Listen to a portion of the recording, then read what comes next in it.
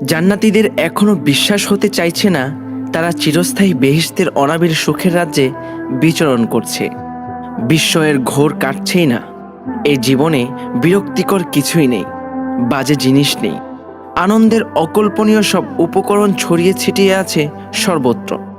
জান্নাতে প্রবেশের মাধ্যমে জান্নাতীরা অনেক কিছুর জ্ঞান লাভ করে নিয়েছেন। কার গায়ের কোন পোশাক কী পরিচয় বহন করে, কোন নদীর কী বিশেষত্ব, কোন স্থান কাদের জন্য সংরক্ষিত, এমন অনেক কিছুই তারা স্বয়ংক্রিয়ভাবে জেনে গেছেন। জান্নাতে সূর্যের অস্তিত্ব নেই। জান্নাতীদের অর্নামেন্ট থেকেই তো সূর্য থেকেও অধিক আলো ঠিকরে পড়ছে। কিন্তু এখানে সকাল সন্ধ্যা আছে। রহমানের আরশ থেকে নেমে আসা নূর আলো আধারের সমন্বয় করছে। এখানে বাতাসের নিঃশ্বাস নেই।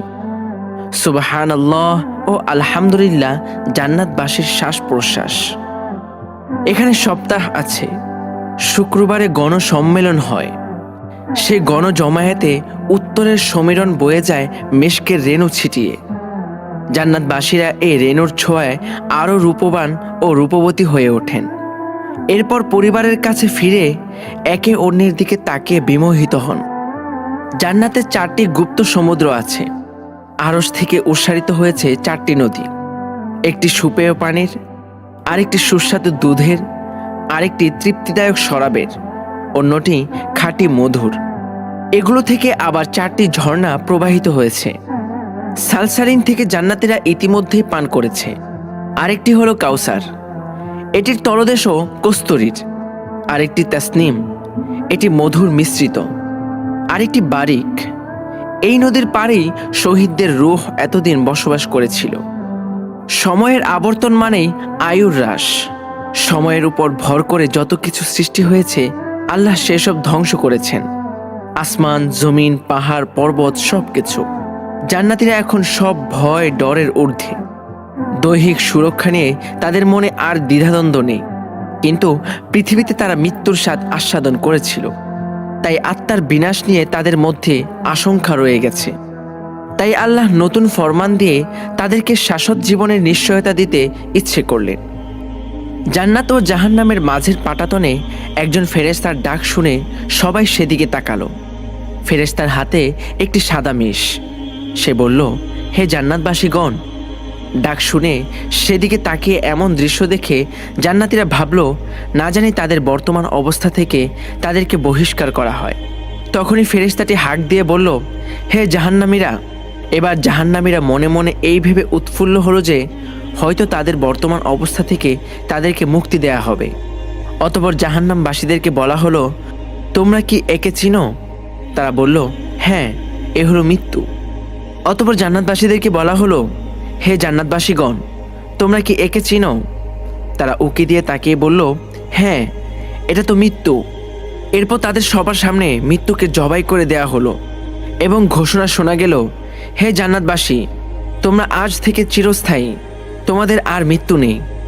হে জাহান্নামবাসীরা, তোমরাও চিরস্থায়ী, তোমাদেরও আজ থেকে আর মৃত্যু নেই। মনে যা আসছে বাস্তবে তাই খাচ্ছেন জান্নাতীরা। প্রতিটি ফল ফলাদি 70 রঙের, 2 রকম স্বাদের। একটি স্বাদ পৃথিবীর মতো, আরেকটি স্বাদ জান্নাতের। মৌসুমি ফল বলে কিছুই নেই। সারা বছর ধরেই ফলের সমাহার। বড়ই গাছে কাটা নেই। পুরো গাছ জুড়ে শুধু বড়ই আর বড়ই। বাহারি রঙের আর স্বাদের কলার কাঁদি ঝুলছে। টসটসে আনার আর থোকা থোকা আঙ্গুর ও খেজুর যেন হাতছানি দিয়ে ডাকছে। নাম না জানা আরও হরেক রকমের ফলের গল্প বলে শেষ করা যাবে না। আদা মিশ্রিত শরবত কিংবা কাপড় মেশানো শরাব হজমির রেসিপি। এটা খেয়ে ঢেকুর তুললেই হলো, ব্যাস। মেশকের ঘ্রাণ তুলে সেই ঢেকুরের সাথে হজম হয়ে উড়ে যাচ্ছে সব কিছু নিমিষেই। মেশকি ঘামের সাথে উড়ে যাচ্ছে দৈহিক নিষ্কাশন। দফায় দফায় নানান অনুষ্ঠানে মুখরিত হচ্ছে বেহেশতের প্রাঙ্গণ। জাঁকজমক এক অনুষ্ঠানে শহীদদেরকে পড়ানো হলো মহান তাজ। তাকবীরে তাকবীরে অনুরণিত হচ্ছে জলসা। শহীদদেরকে তাদের অনুভূতি জিজ্ঞেস করা হলো। উত্তর এলো, আমরা কামনা করি আমাদেরকে আবারও দুনিয়াতে পাঠানো হোক। আমরা আল্লাহর জন্য জিহাদে অংশ নিয়ে আবারও শহীদ হব। আবারও পাঠানো হবে, আবারও শহীদ হব। এক জায়গায় কিছু জান্নাতীরা বসে আড্ডা দিচ্ছিল। হঠাৎ দুজন ফেরেশতা এসে একজনকে বলল, আপনাকে একটা অনুষ্ঠানে যেতে হবে, জান্নাতে সবকিছুই আনন্দের। তিনি উঠে ফেরেশতাদের সাথে চলে গেলেন। পিছু পিছু গিয়ে দেখা গেল লোকটিকে আর স্ত্রীকে নূরের সম্মানিত তাজ পরিয়ে দেওয়া হচ্ছে, সাথে তাদের সন্তান। মা বাবা অবাক হয়ে জানতে চাইল এটা কিসের জন্য। তাদেরকে জানানো হলো, এ হলো আপনার হাফেজে কোরআন সন্তানের সম্মানার্থে প্রদানকৃত তাজ। সেই সাথে তাদেরকে সম্মানের আলখেল্লা ও অলঙ্কারও পরানো হলো। পুরো মঞ্চ জুড়ে হাফেজ ও তাদের পিতামাতাদের সমাবেশ। হাফেজদেরকে বলা হলো, এবার তোমরা যেভাবে দুনিয়াতে কোরআন তেলাওয়াত করতে সেভাবে পড়তে থাকো, আর আয়াতে আয়াতে অর্জন করে নাও আয়াত সংখ্যক প্রাসাদের স্তর। এ এক অসম্ভব সুন্দর দৃশ্য। আরেক অনুষ্ঠানে ন্যায়পরায়ণ শাসকদেরকে রাজকীয় তাজ পরানো হচ্ছে। জমজমাট হয়ে উঠছে বেহেশতি পরিবেশ। জান্নাতে মসজিদ আছে। দুনিয়াতে যারা আল্লাহর জন্যে মসজিদ নির্মাণ করেছিল, অনুরূপ জান্নাতেও তাদের জন্য বরাদ্দ করা আছে। সেসবেও ঢু মারছেন তারা। প্রত্যেক জান্নাতের মালিকানায় এক একটি জগৎ। কি নেই সেখানে? মুহূর্তেই তাদের ইচ্ছামতো গড়ে উঠছে রকমারি কাঠামো। আবার মনে না ধরলেই তা অদৃশ্য হয়ে যাচ্ছে। পার্থিব জীবনের অভিজ্ঞতা আর শখ জান্নাতীদের মধ্যে রয়ে গেছে। কেউ বাগান করছেন শখের বশে। এই বীজ ছড়াচ্ছে তো পর মুহূর্তে তা ফসলে ভরে উঠছে। দুনিয়ার নিঃসন্তান দম্পতিদের কেউ কেউ আবার সন্তান গ্রহণের স্বাদ পেতে চাইছেন। বলতে না বলতেই চোখের পলকে গর্ভধারণ ও জন্মদান হয়ে গেল। আবার সেই শিশুটিও পলকেই 30 বছরের যুবক বা যুবতী হয়ে গেল। জান্নাতে আফসোসের স্থান নেই। যে যেখানে আছেন সেখানেই সুখী। চাইলেই প্রিয় মানুষদের সাক্ষাৎ পাওয়া যাচ্ছে, চাইলেই যা ইচ্ছা করা যাচ্ছে। শুধু চাওয়াটাই ব্যাপার। ছোট ছোট শিশুরা সারাক্ষণ প্রাণ চঞ্চল করে রাখে। ফেরেশতারা নিয়ে যায় খোঁজ। হুরেরা গান গায়। প্রতিক্ষণ রাজকীয় ভোজ। স্ত্রীরা রানী হয়ে আছে। স্বামীরা তাদের রূপে রোমাঞ্চিত ক্ষণে ক্ষণ। এখানে পাপ নেই, নেই শঙ্কার কোনো কারণ। মানুষের কল্পনার জগৎ যেমন অবারিত আর বর্ণিল, কল্পনার রঙে আর সাজে গড়ে উঠছে বেহেশতের পৃথিবী। আরশ বরাবর বিশাল মিলনায়তন, থরে থরে সাজানো নূরের আসন। অদৃশ্য থেকে ঘোষণা আসলো, সবাই যেন মিলনায়তনে আসন গ্রহণ করেন। এই ঘোষণাটি ছিল প্রচণ্ড সম্মোহনী। প্রত্যেকেই কি এক অমোঘ আকর্ষণে মিলনায়তনে এসে হাজির। কেউ কেউ ফিসফিসিয়ে টুকটাক গল্প করছে।